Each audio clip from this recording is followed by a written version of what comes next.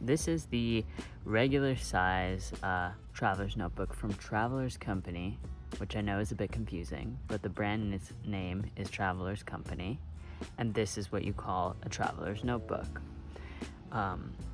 And this is the camel color. You can see this is not a mark that's normally on it. I just got it a bit wet, but you can see it's patinaed quite a lot since I got it May 2023, which was about a year and 2 months ago. So yeah, it's patinaed a lot. I use it every single day since then, and I guess I have oily hands, which always feels like a bit of an embarrassing thing to admit, but I guess I have oily hands because it's patinaed a lot. So let's get right into it. You can see when I open it up, you will notice a little stamp in here, which is actually from something called the Traveler's Company Stamp Caravan, which is a thing that Traveler's Company does. They send this set of stamps around the world to all sorts of different stationery shops so that different people can actually use the stamps in their notebooks and stamp something special. Oh, Wiki's on the move. Wikicam. But yeah, so they actually send these around the world. I had no intention of stamping my actual notebook. I am pretty minimalistic about it. I even don't like when this string is a different color, so I was pretty nervous. I just had never wanted to. But then I saw somebody at the Caravan stamp the inside of their notebook, and it looks so good, so I was like, oh, I can commit to the inside. So yeah, this is the book stamp. And then I don't know if you can tell. Oh yeah, you can tell a little bit because I haven't done it 100%, but I had stamped here and I didn't like it. So I was worried I was gonna have to buy a new notebook, but I ended up just being able to sand it down. So that, I guess, is my tip of the day. If you stamp the inside of your notebook and you don't like it, you can actually sand it down and you can't even tell that you sanded it. I mean, there's a little bit of a lighter spot, but over time I think it's going to get darker again. You really, in person especially, cannot tell, and you can barely tell that there were stamps there. So yeah, the first things I got going on in here is a craft folder, which houses all of my stamps from the Traveler's Company 2024 sticker release. They release this set of stickers every year in September or October at the same time that they release their sort of planners for the year that are pre-populated. So yeah, I got those stickers, and I don't like using them in a one-time use situation like in a diary or a journal. So I actually discovered I could put them on these craft folders, and then I could get use out of them for at least the whole year. And I also have some stickers from the Pan Am sticker collection, and I got those for Christmas this year. Someone bought them for me off of Etsy, gifted them to me. So yeah, that's the craft folder, which I think is kind of a great way to get a use out of the stickers that maybe you're worried to use. I have here the Superior Labor paper clip, actually. I also own the money clip, and it's about half the size, not quite, it's that big. It's more than half the size, but it has stretched open to there permanently, and so it's hard to use on a lot of things because you actually have to put a lot of pieces of paper in it.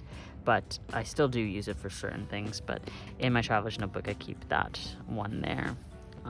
Another sticker from the 2024 sticker release. And then here I have a daily insert from the Traveler's Company, which is kind of like their version of a daily planner, but I actually use it for a journal. So yeah, I kind of decorated the front there. By the way, preamble or warning, this is not like a pretty journal. This is where I just do whatever I want. I put in here whatever I want. It's just for fun, and it's mostly actually for writing, and the decorative stuff comes second, and it's not planned out or anything. So because it's the daily planner, they actually have this legend at the front, which is a part of why I really love this. I also love this because it is a cream insert, and the squares, it's a gridded, and I like the grid. So I don't necessarily do a page per day. I sometimes do multiple pages per day. I sometimes do use a page for many days. So I'll actually write the dates that the page was used for up here. And then I'll zoom in a little bit.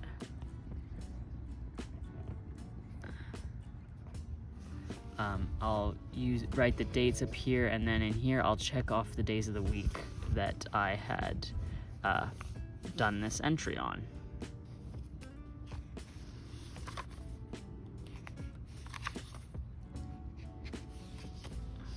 Like, it's really not very pretty. I was just testing out these markers, really.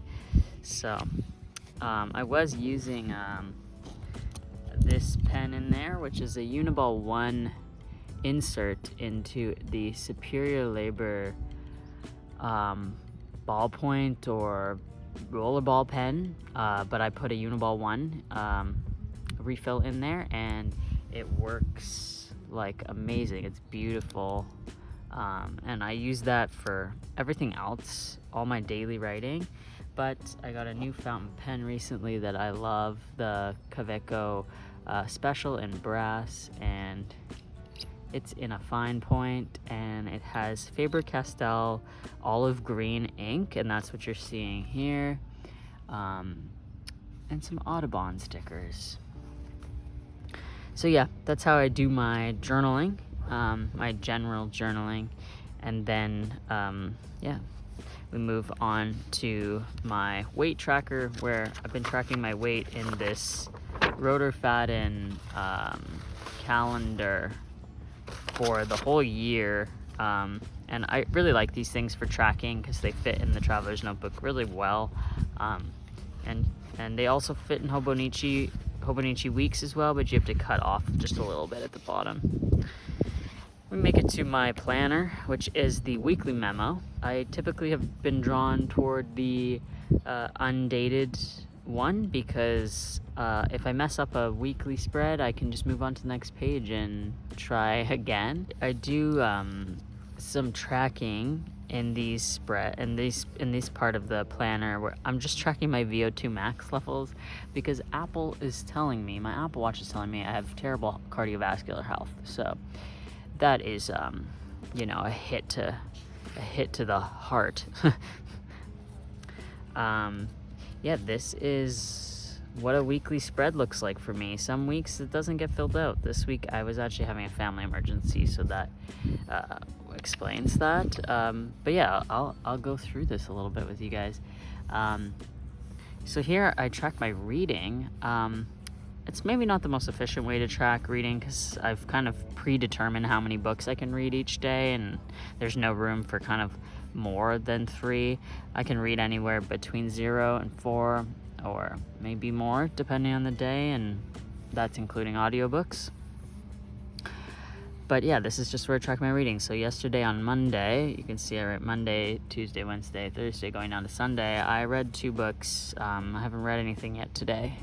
So this is more of a writing down my daily to-dos, things that I do every day that I want to do every day, rather than tracking habits and stuff like that. It is a mixture of both. I have my morning to-do list, which is journaling, meditating, gratitude, and sunscreen, and then I have a list of physical activities that I need to do every day, which is my jaw exercises. I like to walk and stretch and exercise and do a chin tuck. And then I have things I need to check on, like my email, my task list, and my due dates. And then this is my evening rituals, so flossing and washing my face and writing in my 5-year diary. Wiki's Wikicam.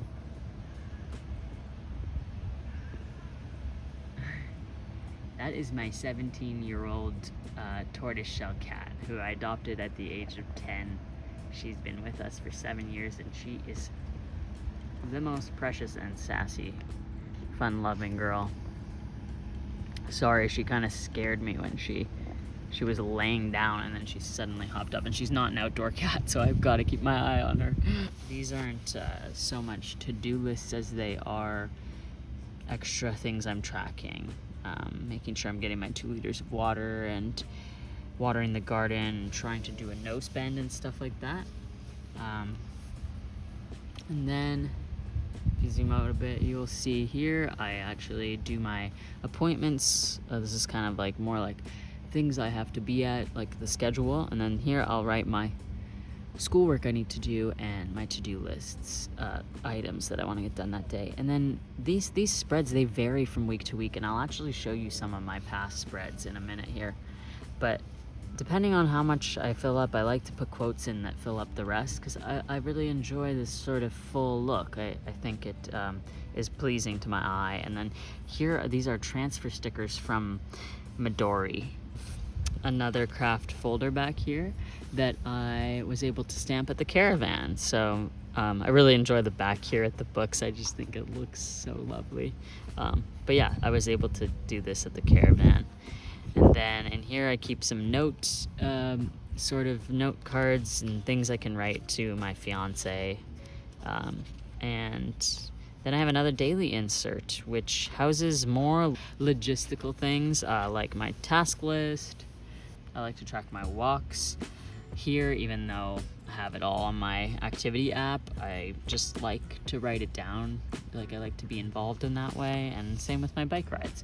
So I'm gonna have to find more things to fill this book up with over time. Back here I keep this little piece of art I made. It's a silkscreen chimney, actually, on newsprint. And this is a pencil board. I just like the look of it, to be honest. This is this year's Traveler's Town pencil board, which I don't find it necessary in the Traveler's Notebook. I find that the Traveler's Notebook is lovely to write in. It's just more so for looks, because I like it. So yeah, that's the entire setup I've got going on right now. Like I said, I like to use these 2 pens mostly, and I do also use 2 clips just to hold either side of the notebook down, and that just helps with the lay flat effect. Yeah, I'm gonna show you also some of my other inserts I've had from the years. Oh, and here is what I did with the Tokyo stickers. Yeah, I like to use these stickers in that way, because then I feel like I get good use out of them for like a long time. But I'm not using this folder right now just because I want to use the 2024 one before 2024 is gone. You can see that in the past I used a lot less stickers in my journal, in my diaries. And then this is the one I did right before this one, where there is more things going on. I started putting bigger things in. Yeah, it's just evolving over time. The cool thing to look at is the progression I've had in my weekly spreads. Let me find the first one here. So this was my first ever weekly spread. The first one I ever did. It's like, I've come a long way. I think so, at least. I'll just do a quick flip through. Even my stickers have come a long way.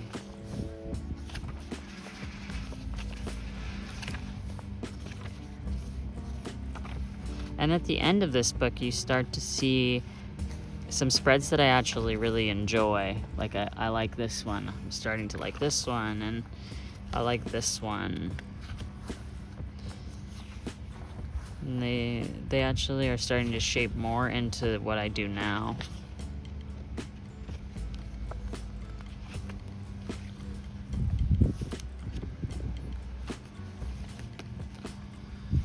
Here I actually glued this page together and have my due dates on this, and my weight tracking here, and my task list here. So I've used all these books in different ways over the times. I used to use this as a vertical planner. I eventually realized I could be okay with the horizontal planning, and that it's actually a little bit more freeing, because it's not, You don't feel like you're failing when you don't get everything done that you thought you would get done at that exact moment, you know? So yeah, sometimes I move on to the next page. This seemed to be a fruitful week for me. But I don't always get that much done. And I used to do due dates in here. And there was a phase I was going through where I was doing no stickers, and I've come to leave that phase because I think it was a little bit sad, I guess, a little bit boring. Didn't need to be that intense. But yeah, I really have been, this is like the one planning system that's worked for me for any period of time longer than a couple of weeks. And so I keep reminding myself that this is kind of it for me. It works perfectly. I have the freedom to change it up every week just a little bit, which is fun and allows for creativity. Thanks everybody for tuning in. Let us know in the comments what you want to see next. I could do a pen tour, a desk tour. I could do a sort of mid-year Techokaigi type of situation, show you all my other notebooks. But hit the like button and subscribe. See you next time.